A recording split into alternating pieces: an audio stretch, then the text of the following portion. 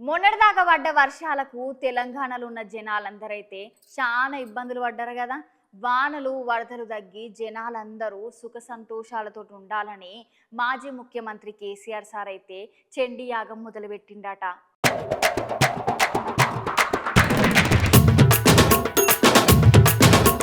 తెలంగాణ రాష్ట్ర మాజీ ముఖ్యమంత్రి కల్వకుంట్ల చంద్రశేఖరరావు సార్ ఉన్నాడుగా నుల్లా. గా సార్ అయితే తెలంగాణ రాష్ట్రంలో మొత్తంలో విపత్తు సంభవించి వరదలు వచ్చి జనాలందరూ వరద నీళ్ళలో కొట్టుకుపోతున్నారు కాబట్టి జనాలందరూ బాగు కోసం జనాలందరూ బాగుంటేనే ఈ రాష్ట్రం కూడా బాగుంటుందనే ఉద్దేశంతో సార్ అయితే ఇవాళ ఆయనే ఫామ్ హౌస్ లో చండీ యాగం సురువు చేస్తున్నారంట.